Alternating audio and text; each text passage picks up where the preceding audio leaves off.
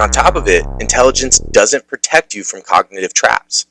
It would be great if it does, but it doesn't. You can't just outthink this stuff. You have to have a plan, you have to have a strategy. Intelligence is a measure of cognitive processing power, like speed, memory, and pattern recognition. But it is not a measure of rationality.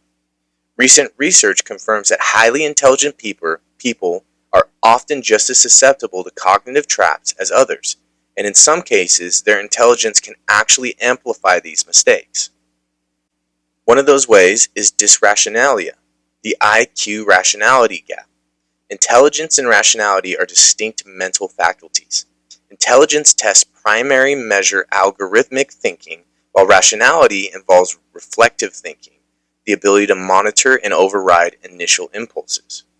Dysrationalia is a term used by researchers to describe the inability to think and behave rationally despite having adequate or high intelligence.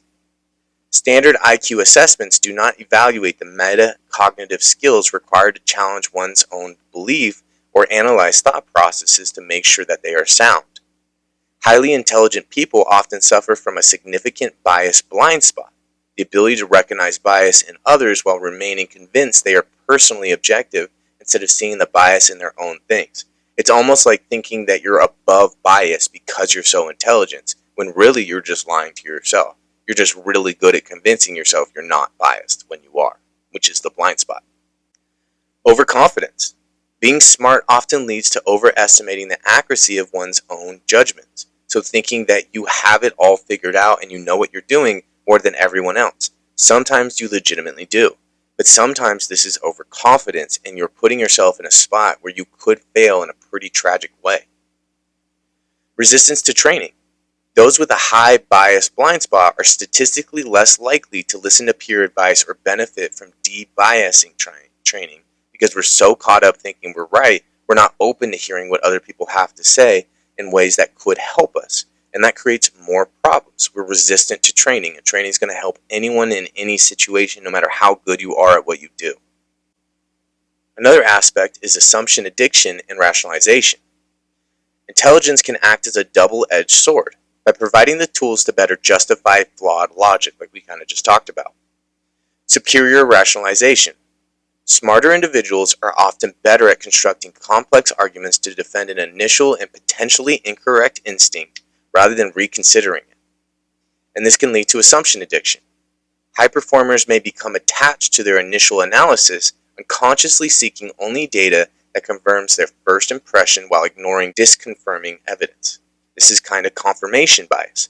We find something initially and we latch onto it so hard that everything our mind is doing is it's jumping in loops or jumping through loops to make sure to prove the point that I am right and I know what I'm talking about and the other person is wrong, instead of objectively looking at it and trying to figure out, is this actually true or not?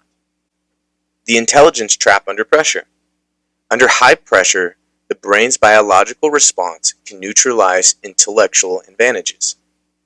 This can happen with the prefrontal cortex hijacking. Stress triggers cortisol spikes that shift the brain from rational processing, or our prefrontal cortex, to reactive thinking, which is our amygdala, or our fear center. This can lead to analysis paralysis. Because they can see more possibilities and risks, intelligent people may overanalyze and under pressure, leading to paralysis rather than action, where we just get stuck, and we get stuck in that freeze mode. We can also have expertise tunnel vision. High levels of expertise can lead to seeing every problem through a single narrow lens, causing brilliant professionals to ignore messy but critical human factors. Sometimes we just miss it because it's more complex than we're giving it credit. Most things in life are not super simple and black and white like we wish they were. And I've seen this in a lot of ways in just the work that I do. The more I work with leaders and high performers, the more I see how gray all of these areas are in life, and that there's no simple one way through these things. And that's why at Premier Performance, we tailor our work around the unique individuals specifically in their